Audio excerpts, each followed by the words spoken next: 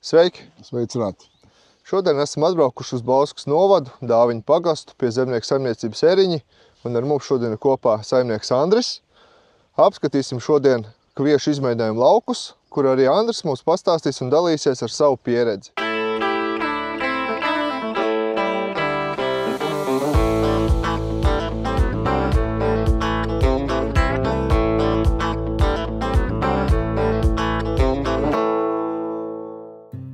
Tā kā tev, Andri, izstāst lauki ļoti labi, varbūt pastāst, ko tu esi darījis no rudens, pēc tam iesim tālāk uz pavasari. Šeit sejas termiņš 3. oktobrs iestājās Lietuvas. Šī laukā tika pieņems lēmums, lai būtu produktīvs sējums. Taupības nolūkiem mēs nelietosim MPK, bet strādāsim ar mikrogranulām. Tika iestrādāt 20 kg uz hektāru.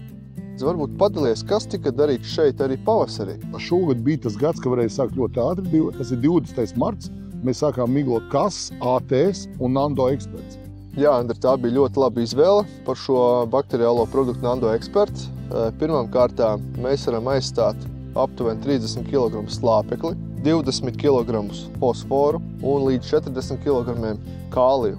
Pastoties uz augojumiem, mēs pilnībā neko neredzam, ka būtu kāda deficīta no šiem makroelementiem. Līdz ar to mēs varam secināt to, ka produkts nostrādājas ļoti labi. Varbūt, Andri, tu vari pastāstīt, kādi tika izvēlēti augu aizsardzības līdzekļi? Tika izvēlēts Miradors Pole Position, herbicīds bija Lancelots, regulātorus mēs miglojam uzņēmumu atsevišķi. Pie šīs biezības laukā izvēlējās Medax Maxu, un tas arī viss.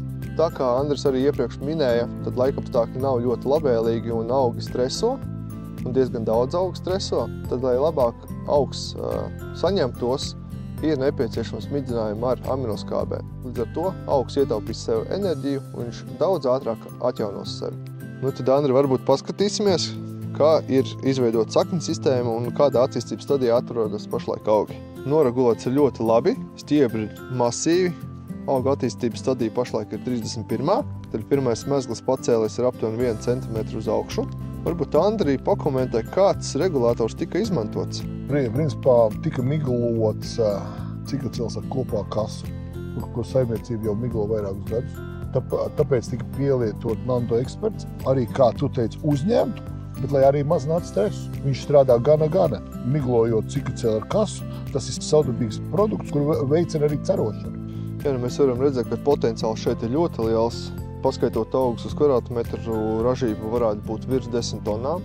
Varbūt, Andri, pastāst, kādi tev ir rīcības plāni turpmākajiem darbiem uz priekšu vēl?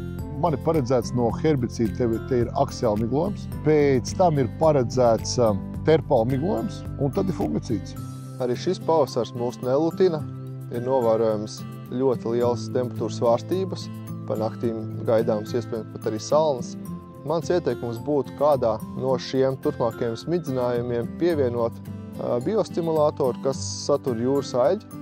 Līdz ar to mēs sagatavosim augus dažādām stresa situācijām, bet ja šie smidzinājumi turpmākie ar augu aizsardzības līdzekļiem tiks veikti vēlākos termiņos, tad arī šīs jūras aļģes vai biostimulātori palīdzēs augiem ātrāk atjaunoties.